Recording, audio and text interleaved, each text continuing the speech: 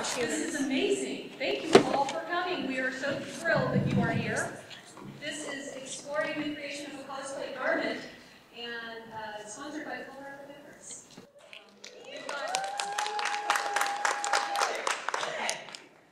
We've got some friends here with us from Laurel Workshop, and they are the true cosplayer magicians. And so they're here to talk about this beautiful garment in the middle of Oregon cosplay. And we'll talk a little bit more about that in a moment. I'm going to ask you to hold your questions. We're going to have a question and answer period afterwards. So we're going to do a quick presentation for you, and then we will get to whatever you would like to ask, especially regarding fabric selection, patterning, and construction techniques. Okay? All right, here we go. First of all, I already said that. That's what we're here for, and here we are. So quickly, a word from our sponsors, Colorado Fabrics. 25,000 square feet of fabric paradise in Littleton, Colorado, the largest independent fabric store in the Rocky Mountain region. And we've got fashion, couture, cosplay, home decorating, quilting, advanced fabrics, and notions to help you create the absolute perfect cosplay. Our staff altogether have over 1,900 years of sewing experience, and they are willing and to help, and they love to play with cosplayers. So, come and see us when you're beginning. First of all, I'd like to introduce our panel over here. First of all, at the very end down there is our Chief Amazement Officer at Colorado Fabrics, Ada Watt. She is our owner, and she has been sewing for a very long time, and she told me the number a while ago and asked me not to share it, so I won't say 1,800 years. But she's been at it for a long time. She has an interior design degree, and she does most of our buying and does an amazing job of creating our 18,000 fold assortment of fabrics at the store. Randy Allen right here. Randy is the Blue Witch today from Into the Woods, but she is our fabric evangelist because Randy is one of our shoot managers. She is always out on the floor to help you, and she has a background and degree in fashion design and really knows cosplay well, as you can see.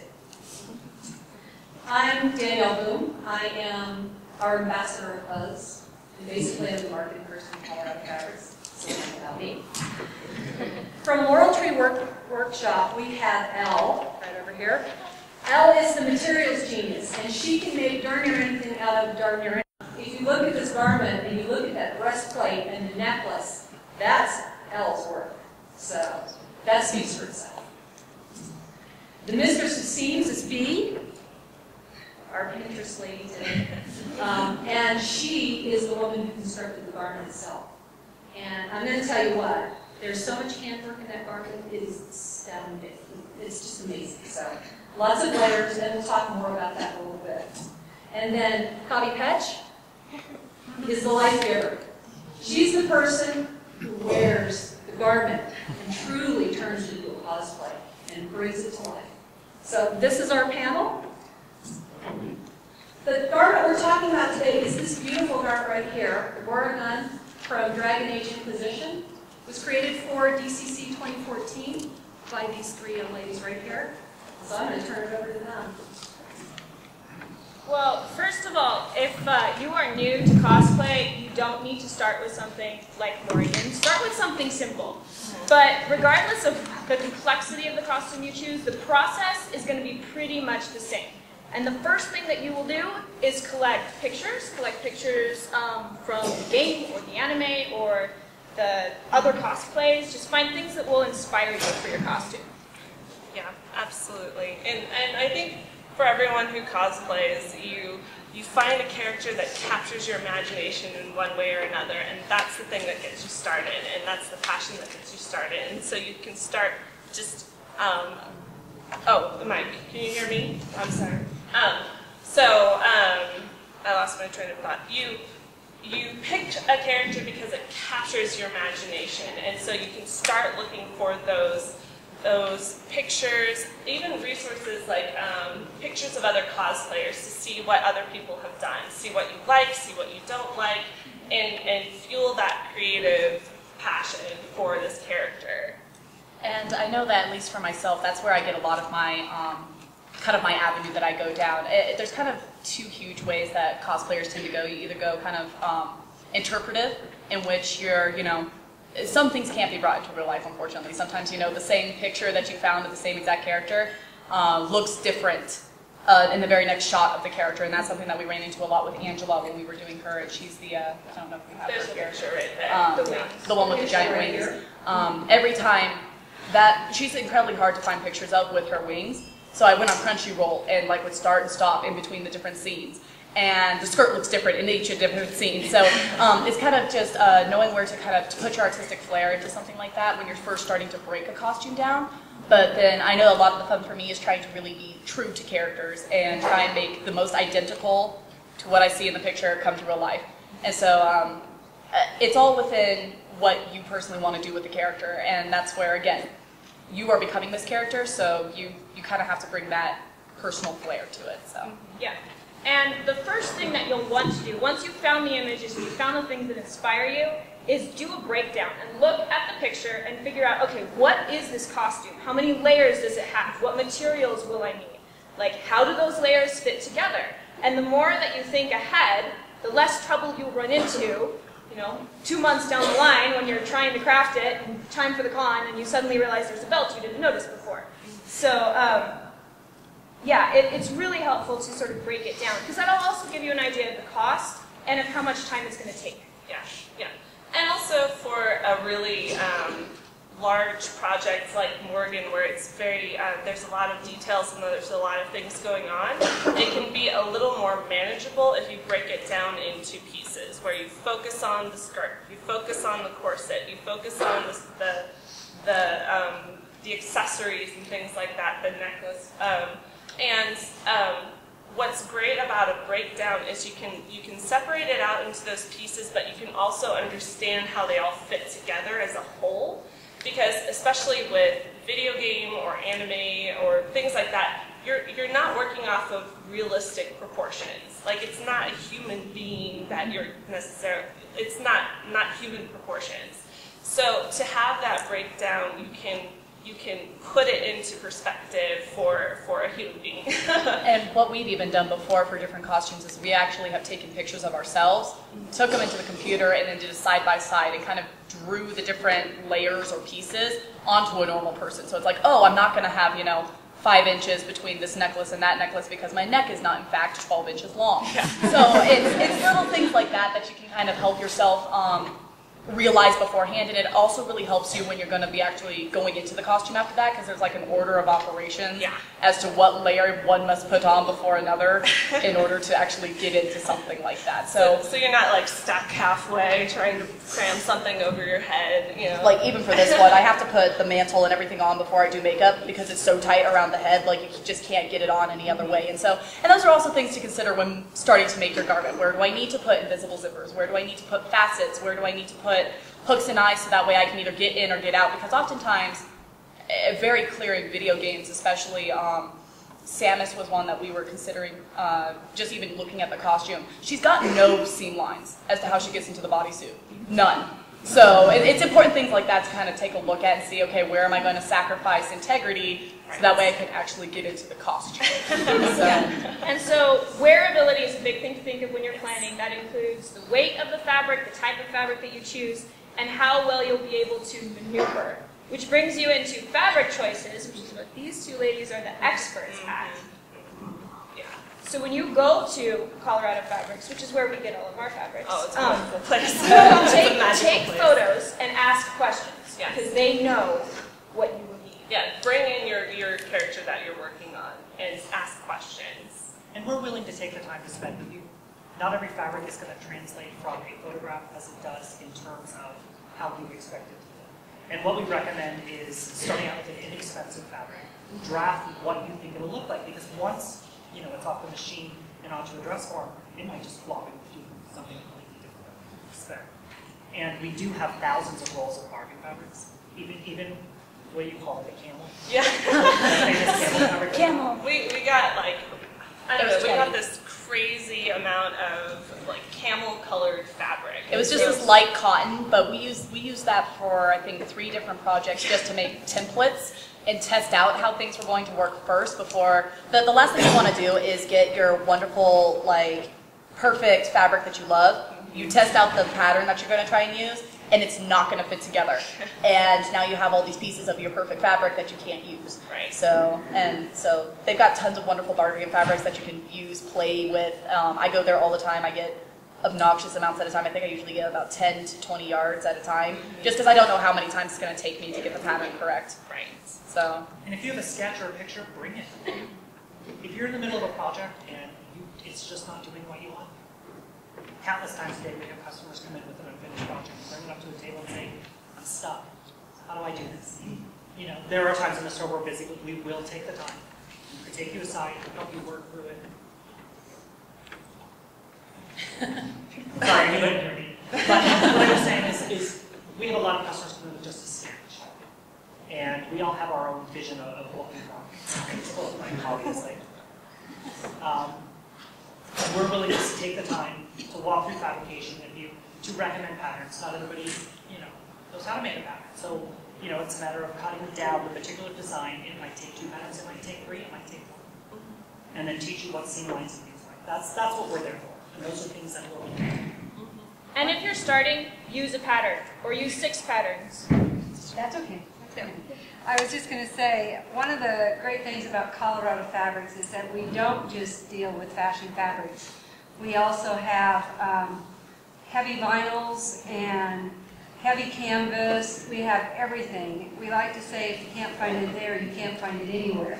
So, and we have, our staff is very knowledgeable about what we have available. So you may have something that seems impossible to make, but just ask, because if you present it to one of our staff members, they will give you options and ideas of how to create your vision and what you want. Other things to consider is layering, and I know that color is oftentimes an issue, and you can even layer a chiffon over another fabric to create a color, or dyeing, or stuff like that. So the staff is very much open-minded to what you're doing. We actually fight over our cosplayers because they're so much fun to work with. And just as coming from a cosplayer going into that type of situation, it's really nice to not have to like explain around. It's like, oh, what kind of, what garment are you making? I don't have to be like, I'm making a cape. I'm making a tabard. Like, you don't have to be shy about it, which is like the best thing. You can kind of just go in. I can't tell you how many times I've even gone into places like, like hobby stores and things like that. It's like, oh, why do you need this, insulation foam? Not for its intended purposes. And that's what the cool thing is. They have a whole decorator fabric area where I get a lot of my vinyls for leathers. I get a lot of my even just vinyls for metals and things like that you can layer on top of things like craft foam. You can layer it on top of other items to get that look to certain pieces that otherwise would be very difficult to obtain. As far as like the fabric side, because not all of us can afford Warbler or something like that. So it's really kind of nice to have an alternative with fabric. Yeah, the silk we used for Morgan's shirt was from the decorator section. It's this beautiful crunchy silk. Yeah, it feels like paper. Silk. It was the perfect fabric to find. And that's what I love about Colorado Fabrics is there's such a selection that you can really find the thing that is closest to what the character actually has. Like, we found that amazing silk, and it's really worth it to invest in finding the thing that you love, to finding the fabric that comes closest to what you want your character to have, or how you're interpreting that character. And it's great. Yeah. So, and we were going to talk a little bit about details, and how the details make all the difference in cosplay, and make you either recognize it or not. Yeah, and the details, that goes both to construction and sewing details, and also to details in your accessory choices, in your wigs, and contact lenses, yes, prosthetics, all of that jazz. Yeah. I know one of my favorite parts when I first find a character and I find that character that I really want. the first thing that I do is I go online, I find the wig, I find the contacts, I find any like accessories I know I'm going to purchase, because that's what gets me excited, is just getting the little pieces. And then I call it breaking in my contacts. It's really just an excuse to wear them. But I like wearing them while I'm actually making my pieces, because for me it's all about getting into that character and getting that kind of whole feel to it. Even little things like, and it's just things that you won't notice, but like nail polish or things like that, it's a part of that character. I mean, it's your flavor, you are bringing the character to life. Cosplay is costume play. So you're not just running around in a costume, and that's where it differs from Halloween. You don't necessarily see the person acting out Little Red Riding Hood, you know, down the street. That's different. This is something where you are becoming a character. And so the details are a lot of fun to kind of imagine. Everything from, oh, this isn't on the picture, but maybe this bracelet would go really, really well with this character and kind of help make that piece. So don't feel like you all automatically have to jump in and start patterning out. You can kind of start small and just go with little things. And what about other places, other resources you could use for creating your cosplay? The internet? Yes. Yeah, other cosplayers are a great resource. Depending on what kind of a costume you're making, looking at historical patterns and the styles that people wore back. We did that a lot with Morrigan. That can be a great resource. Books can be a great resource. Talking to the ladies at Colorado Fabrics is an excellent resource. Yes. YouTube, yeah, YouTube. There are so many different tutorials out there for probably anything you could imagine, for all those little details like gems and things like that. It's kind of the golden age of cosplay. You can pretty much search anything that you're trying to do, and there's at least somebody who's tested it before you. And if not, hey, that's even more exciting. Yeah. So you're trying something nobody else has. So. Yeah. So, then the only thing we have to do is to come to the con and walk around in a great costume and totally be it and do it and have fun with it, because it is such a blast. I mean, I can't tell you how much fun it is to have a little kid come pull my sleeve and ask if she can hang with me. So, you don't have to. Okay, so if you have questions, just raise your hand and we'll just pass them on around. Go ahead. So let's say you don't have a serger. What's a good stitch to use to kind of edge your fabric and keep it from fraying and all of that fun stuff? Most of your straight sewing machines or zigzag sewing machines. What?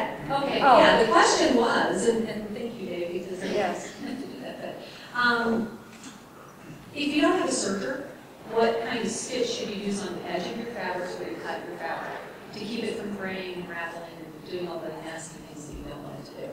Okay, some of the things, if you have a sewing machine that does zigzag stitch and you need stretch, there's a triple stitch zigzag that is really good for stretch fabric.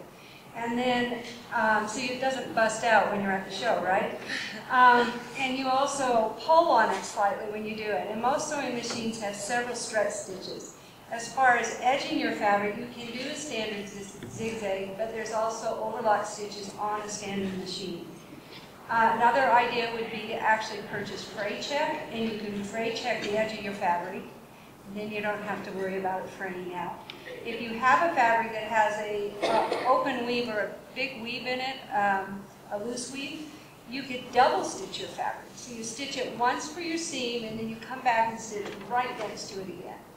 So there's lots of, depending on your fabric choices, again, come to the store, and when you have what you're doing, ask us and we'll help you. And we're actually going into sewing machines very shortly. They're actually in the store, trying to get them to the floor, and sewing classes are coming. So we can help you with all of that even more in the future. One really huge thing I want to touch on, it's the first thing that I show anybody who goes into Colorado Fabrics. They have a giant wall of pamphlets, and it's just different papers on what is a wool, what is a cotton, how do you work with it, determining what type of needle do I need on my sewing machine. All of those resources are huge for anybody just starting out, or even for veterans. Like it gives you little hints about the different fabrics that you wouldn't have otherwise thought of. It's great if you walk straight in. It's the first thing on the right by their like little teller window, and there's just a bunch of different resources in there, and I absolutely adore it. They're all free. They're all free. They're just like take one as you go, and I see people coming out with like stacks. It's great. And we have them on our website too. So if you go to coloradofabrics.com, on the main screen on the left side, there's a side menu, and it's called Tips and Techniques. In there, all those tip sheets, Yep. we get right to them. So you And can bring them up from at home if you run into a problem. Just go have a look. You might find the answer right there. And I definitely don't think a serger is required to get onto like costume level. All of the costumes that we just started using a serger like 3 days ago on a costume we haven't even ever done before. It's so magical. everything is just machine or hand. So Okay. I know it's different questions. Is it a good fabric to simulate? We're looking for a good fabric to simulate wood. Wood. Wood. Probably Oh, wool. a wool. Are we talking the texture of I'm wood or thinking the of putting pattern? a cogsworth from. a cogsworth. You know, you can always paint or dye. Hand dyes, if you do them right, you can actually give them the texture of wood. You kind of fold them and dye them that way, kind of like you would a tie dye. So at that point, cottons work well for things like that. And then you can use very stiffeners with them to give them that type of texture on top of it. So The other thing that I highly recommend, and it's vastly underutilized because people think it's Warbler or go home, but craft foam is a magical material. You can do anything with craft foam. Like if you get something that's thick enough, and you can find it at craft stores, you can get it on bolts online if you need to. And what I've had a lot of success with is actually taking tacky glue and painting a layer of that over top, put the fabric that you like, that's kind of like the texture you like, and then if you take, they're like woodworking tools or leatherworking tools, and you just press into the craft foam, it holds that kind of divot and that kind of peel. And I've done armor that way. I love World of Warcraft, super big into mages and everything, but they wear cloth as armor. And so trying to make cloth look stiff is incredibly difficult, but I've used craft foam and then just the fabric on top of it that I've gotten, and there's a ton of different types that you could do, but just a little bit of tacky glue, put that on top, let it dry, you can heat it up, you can move it, it's great. go ahead. So for something like armor or your mantle, like how would you recommend doing something like that? So armor or metal this time. We're getting into a lot of different kinds of uses for fabric to simulate things, which is a huge part of cosplay. So this one is a really, really thick, it's just interfacing, yeah, exactly. Yeah. And they have a ton of it there. It's the same exact method that I use with the craft foam, where it just takes a little bit of the tacky glue over the top, and then this is just Velcroed into place, so that way it holds its shape. But I needed something really thin, so craft foam wasn't quite going to do it, so I just did interfacing. Yep. Vinyls. We have a lot of metallic vinyls, which actually look like leather, That's what and this with one a is. possible treatment, even just acrylic paint and a brush, you can create that kind of dense metal. I don't know why my mind went to Captain America. Saw someone make that really cool shield out of vinyl, and I was astounded because they kind of taken the paint and blackened it, and it looked like metal and was like that. So, after you start, your research, when do you start budgeting? I'm a poor college student, and I don't have any money because I went to the merch room. So when do you start? Did everybody hear that? We have a poor college student who's trying to figure out the budget part of this process. So when and how do you do that? Well, once you've gone through and done like a breakdown and looked at all of the pieces that go into the costume, that's when you can think about which pieces are the most important that I want to spend extra time or extra money on, and which pieces are less important, and then prioritize that and figure out your budget based on that. Yeah. And I think, like, related to that, it's very helpful to have a list of, if I run out of time, it's okay if these things aren't done. The sacrifice list. Right. Yes. Yes. Yeah. So, for example, on the skirt, we actually, on the Morgan skirt, we have an underskirt of material. Of cheap material. To sort of build it out, and then we have the material that is more like showy on the outside. And once you do the breakdown, also you can estimate yardage, you can look at patterns, you can kind of figure out what the costs would be there just with fabric. And that's where the bargain section again is huge. I can't tell you how many times I've looked at a fabric and I'm like, $9.99 a yard? Are you kidding me? I can't do that. Nope. So I go back on a fairly regular basis, like, every 2 weeks or so they've got something new on the inside, which is amazing. And it's all broken down by color, so you can go in and just kind of like feel up everything. And they have a whole section of like bolts that are anywhere from like what is it, $1.99? $1.97. Yeah. We get new fabric and put new fabric out every single day. And I think it's fair to mention we also sell fabric by the pound. The smart thing is to come in first thing in the morning when the tables are loaded. And we sell it $2 a pound the way at the register. That's the good way to get your base fabrics, to kind of find the texture that you want, is just pull those fabrics, take them home, play with them, cut out your draft pattern, and start there. And then budget, to go back to your question, from there.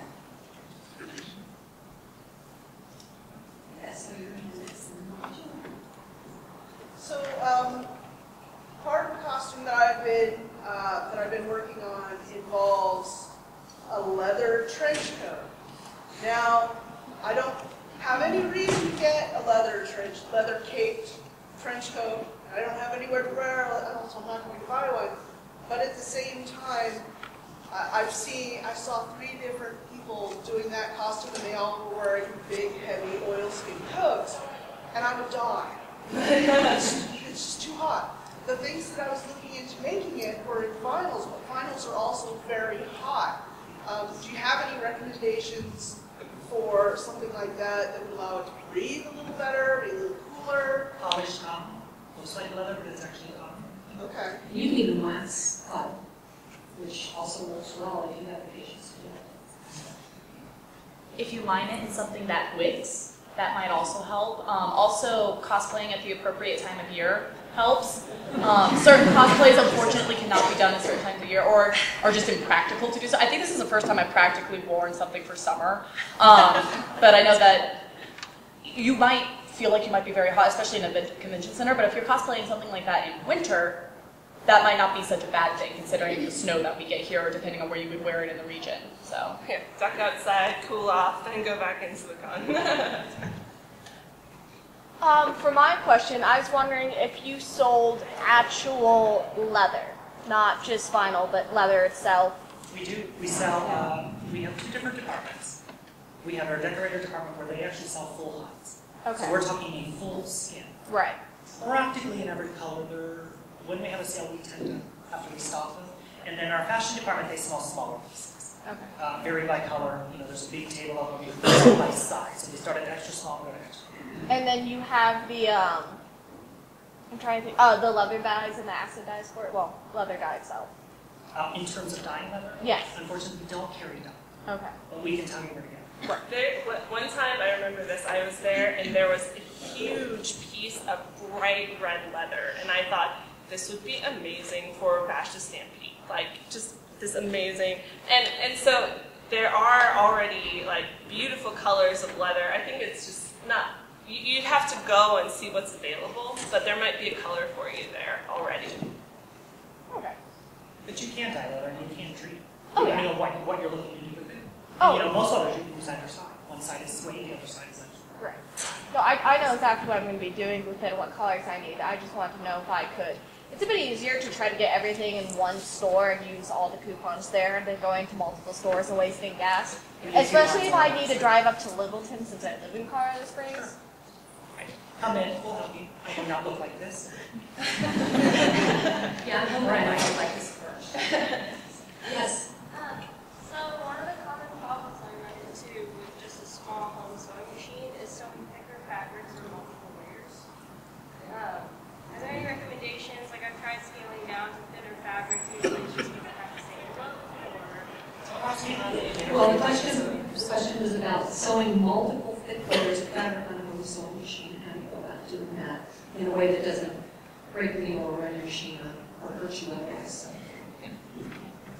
How many layers? Usually 2 to 3, but sometimes the fabric is just ridiculously thick. There are several things. You can up your needle to a larger size. Switch to a microtack, so it's actually a sharper needle, which will go through. Or add, as you sew, trim down before, and then technically you're only sewing 2 layers because you're enclosing that in the seam. I also deeply recommend hand walking. So it's tedious and it takes time because you're not using your pedal. But if you hand walk your needle through thick fabrics like that, that's how I got a top stitch onto like 4 layers of vinyl on the corner seams, because you know you wrap the 2 and you've got 4 layers of vinyl. But hand walking can be a great way to slow the machine down so it can actually get through those layers. Oftentimes it's because the walker underneath just can't push that information, or not information, but fabric. I'm a techie, sorry. Data. It can't push that type of material through, and so if you hand walk at the same time as kind of pull it and guide it yourself. The other thing is unfortunately hand sewing. On some of those corners, depending on how much you're actually going through, there's times where with this I had pliers and I had a metal thimble, pushed it through, took the pliers, pulled it back out, repeat. And again, that's all, when you're doing your breakdown, you'll be able to kind of evaluate what pieces are going to take that time. What can I sit at home and watch, 5 episodes of my favorite whatever on Netflix while I hand sew this particular piece because it's going to take that time. Not saving your project to the very end will allow you that luxury. So that's another piece that I would recommend is, start far enough out to allow yourself that that kind of time commitment. It's hard, but it's hard. So good to have extra time. To have time to do the fishing and having to make sacrifices left and right. Okay, we've got about 2 minutes left, so I'm going to take one more question before I do that. First, thank you all for coming. On your way out, make sure you see Dave. He's got a coupon for everybody, so that when you come in, you get a little discount. Right? And just wanted you to be aware of our website. So our website and Laurel Tree Workshop's website, our Facebook pages are available as well. And email, if you have questions that we haven't gotten to today, please feel free to email. We'll be more than happy to answer you. And again, you've been asking for a while, so what can we do for you? I just wanted to make a comment about the temperature thing. If you're feeling going to get hot, you can put a small pocket in with a flexible ice pack. That will help cool you, especially if you put it like in your armpit, where your blood flows. That will cool you out from the inside. I think we can do one more. So I've done 25 years of costuming and theater, and if you're hot, you sew in a pocket and then you put ice that's closed up, it's not going to drip everywhere, and you put it in that pocket, and every time you're done, you take it out, put it in the refrigerator, freezer, back in, You just make pockets where people won't see it. Very good point. I wish I had one. If it's overly thick, just make it with foam. Foam breaks, craft foam, any kind of foam. Everything's a lie, just taken from wigging. If you see something thick, it's foam. That's not all hair, that's foam. Okay, well again, we thank you all for coming. We got a big meeting there. So, they're going to throw us out. Thank you all so very much.